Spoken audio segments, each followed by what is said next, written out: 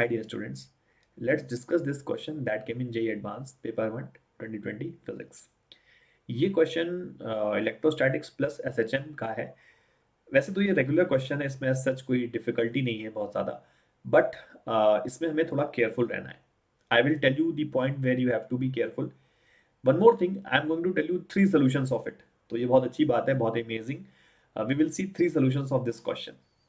Also in this question हमसे IIT ने frequency की वैल्यू फाइंड करने को कहा था, बट इंटरेस्टिंगली अगर किसी बच्चे ने फ्रीक्वेंसी की जगह एंगुलर फ्रीक्वेंसी निकाल दिया और एंगुलर फ्रीक्वेंसी का आंसर यूज करके उसने डेल्टा की वैल्यू कोट करी, तो भी आईआईटी ने पूरे मार्क्स दिए थे।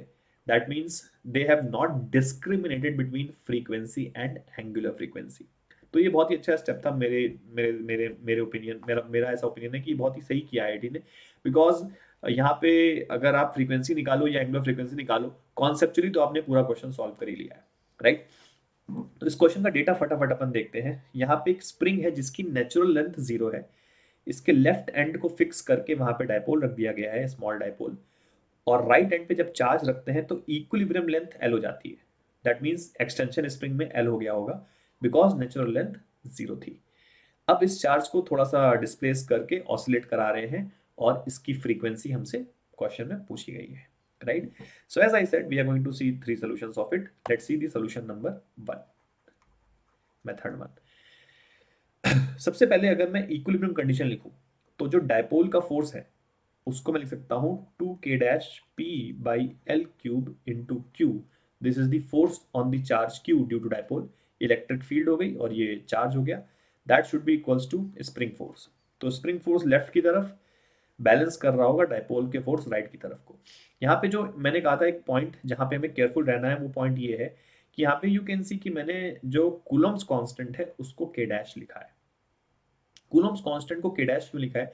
बिकॉज वेरी हाईली लाइकली अगर मैं इसको k और k रखता हूं तो आगे चल के भले मैंने इस स्टेप पे मैं यहाँ पे मुझे पता है कि ये दोनों k अलग है, ये स्प्रिंग कांस्टेंट है और ये कूलम्स कांस्टेंट है, बट जब मैं इस क्वेश्चन को आगे करूंगा तो हाई चांसेस है कि मैं k और k कैंसिल कर दूं, क्योंकि ये चीज हमेशा दिमाग में नहीं रहेगी। तो जब भी हम k डैश लिख के अपने आप को एक बार तुरंत बता दे, अपने दिमाग में इस चीज को रिट्रेट कर लें कि ये कूलम्स कांस्टेंट है और ये स्प्रिंग कांस्टेंट है, तो by that over the span of solving the question हमारा ब्रेन इस चीज के लिए रेडी रहेगा कि k डैश और k अलग अलग बातें हैं, ठीक है। तो इसलिए मैंने k डैश को रखा है। ये बहुत ही इंपॉर्टेंट टिप है to avoid silly errors in the exam, ठीक है। So let's move forward guys. ये स्प्रिंग फोर्स हो गया और ये सॉरी ये स्प्रिंग फोर्स हो गया और ये इलेक्ट्रोस्टैटिक फोर्स हो गया डायपोल का, जो कि एक दूसरे को बैलेंस कर रहे हैं। अब इस चार्ज को अगर हम हल्का सा डीएल डिस्प्लेस करते हैं, तो what I will do, I will see what is the change in the force of change in the force on this charge. इस चार्ज पे फोर्स जितना भी चेंज हुआ है वो ही इस पे नेट फोर्स बन जाएगा, क्योंकि अभी तो फोर्स 0 था। तो अब ये फोर्स का चेंज हम लोग देखते हैं। पहले स्प्रिंग फोर्स देखते हैं कितना चेंज हुआ। तो स्प्रिंग फोर्स में चेंज सिंपल है, k इंटू डीएल। ये स्प्रिंग फोर्स चेंज हुआ और ये लेफ्ट की तरफ चेंज हुआ। दैट मीन्स इसकी जो वैल्यू जो चेंज है ये लेफ्ट की तरफ हुआ है। आई होप ये समझ में आ गया होगा। इतना फोर्स लेफ्ट की तरफ इंक्रीज हो गया, राइट। तो मैं माइनस साइन नहीं लगा रहा हूं because we understand that this is restoring force itself, ठीक है। प्लस अब डायपोल का फोर्स कितना चेंज हुआ, इसकी कैलकुलेशन मैं तुम्हें यहाँ पे साइड में दिखाता हूँ कैसे करेंगे। तुम ये सोचो कि ये जो डीएल है बहुत छोटी क्वांटिटी है, तो अगर डायपोल की इलेक्ट्रिक फील्ड यहाँ पे ई थी तो यहाँ पे कुछ ई प्लस डी हो गई होगी। तो उसको निकालने का तरीका क्या है कि मैं इसी इलेक्ट्रिक फील्ड के एक्सप्रेशन को ही डिफरेंशिएट कर देता हूँ। इलेक्ट्रिक फील्ड क्या होती है, 2k dash P by L cube.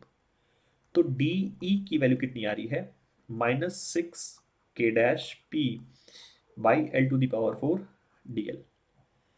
तो बेसिकली अगर मैं डी का मॉड देखूं, डी का मॉड तो कितना आ रहा है 6k dash P into D L by L two the power 4, ठीक है। ये माइनस साइन सिर्फ ये बता रहा है कि इलेक्ट्रिक फील्ड की वैल्यू कम होगी। अगर हम पोजीशन 1 से पोजीशन 2 पे जाते हैं तो इलेक्ट्रिक फील्ड की वैल्यू कम होगी। अगर एल इंक्रीज हो रहा है तो इलेक्ट्रिक फील्ड डिक्रीज होगी। ये माइनस साइन सिर्फ ये बता रहा है। तो फॉर एग्जाम्पल अगर यहाँ पे इलेक्ट्रिक फील्ड की वैल्यू 10 थी तो यहाँ पे 9 हो गई होगी, ऐसा कुछ। तो अब ध्यान से अगर सोचें तो डायपोल का जो फोर्स यहाँ पे था पोजीशन 1 पे, वो राइट की तरफ था, और पोजीशन 2 पे वो फोर्स राइट की तरफ ही है बट कम हो गया है। तो क्या इसको ऐसे इंटरप्रेट किया जा सकता है कि जो पोजीशन 1 से पोजीशन 2 पे आए तो बेसिकली एक लेफ्ट की तरफ फोर्स जनरेट हो गया है? कैसे मान सकते हैं? अगर तुम ध्यान से सोचोगे, जैसे यहाँ पे अगर फोर्स राइट की तरफ 10 न्यूटन है और यहाँ पे फोर्स राइट की तरफ 9 न्यूटन है, तो इसका मतलब यही हुआ ना कि 1 से 2 पे जाने पे एक 1 न्यूटन का फोर्स लेफ्ट की तरफ जनरेट हो गया है ना? तो बेसिकली अपन क्या करेंगे, जो डायपोल का फोर्स चेंज हुआ उसको लिखने का तरीका क्या हो जाएगा, charge into change in the magnitude of electric field, है ना? और ये लेफ्ट की तरफ ही होगा, तो ये क्या बन गया, के into D L plus Q into D का बॉन्ड, वो यहां से लिखा जा सकता है 6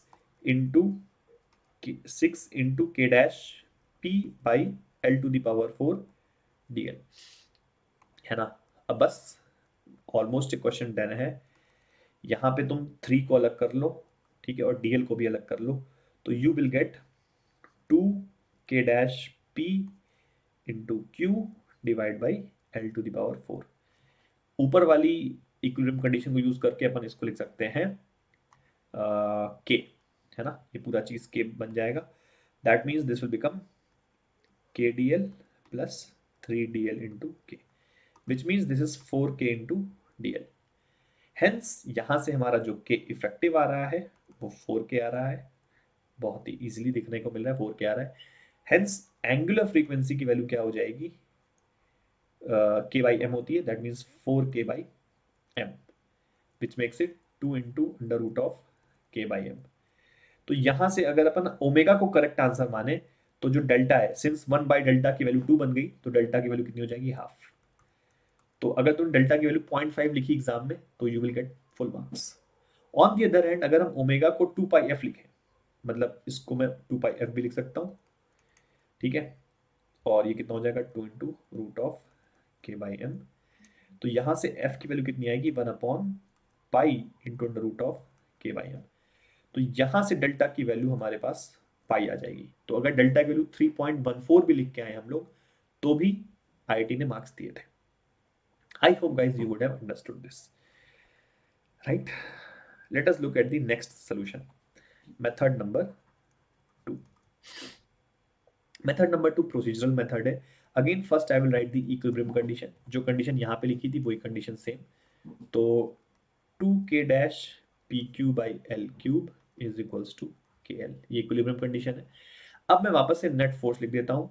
मैंने चार्ज को हल्का सा अगर DL डिस्टेंस डिस्प्लेस किया तो नेट फोर्स कितना आएगा, electric field sorry spring force left की तरफ, ठीक है, तो मैं रीस्टोरिंग फोर्स ही लिख रहा हूँ, तो अंडरस्टूड है कि मैं लेफ्ट की तरफ ही पॉजिटिव मान के लिख रहा हूँ, ठीक है।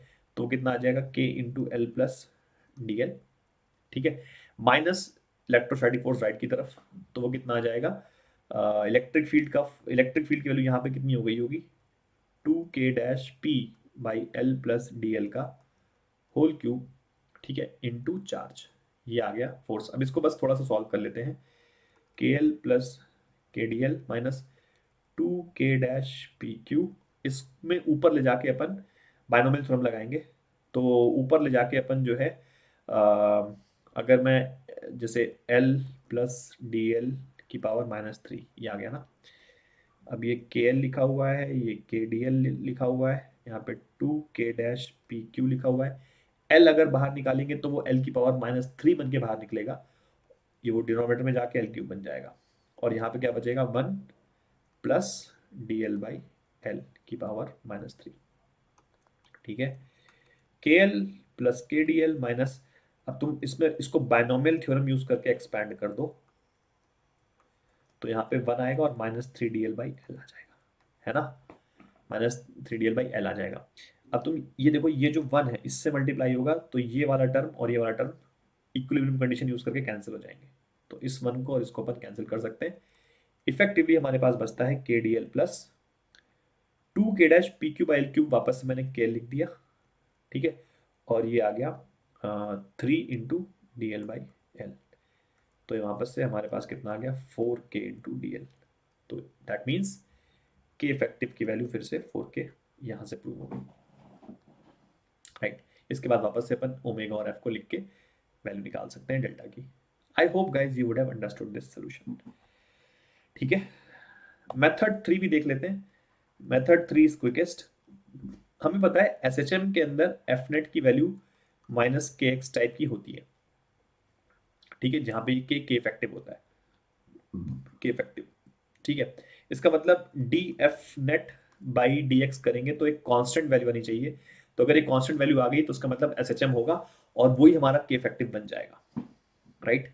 बस इस बात का हम फायदा उठा सकते हैं। अगर मैं अभी फोर्स लिखूं यहाँ पे, तो फोर्स की वैल्यू अभी कितनी है, 2k-pq/l³, ठीक है। ये है राइट की तरफ, ठीक है। एंड लेफ्ट की तरफ कितनी फोर्स है, लेफ्ट की तरफ है के इंटू एल, ठीक है। तो अगर अपन D F by D L निकालें, यहाँ पे एक्स मतलब यहाँ पे जो एक्स है एल है वो एक्स का काम कर रहा है, तो D F by D L निकाले अगर हम लोग तो कितना आएगा, ये आ जाएगा -6k-pq/l⁴ डी एल, नहीं डी एल नहीं आएगा, डी एल तो इधर आ चुका है, तो इसको ठीक है, फिर माइनस के, ये आ गया, ठीक है।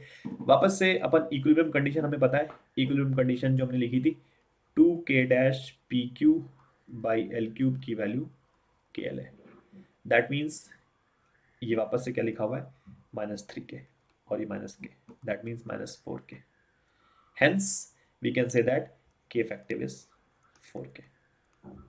So again this solves our question. So I hope guys you would have loved all these solutions. That's all. Thank you.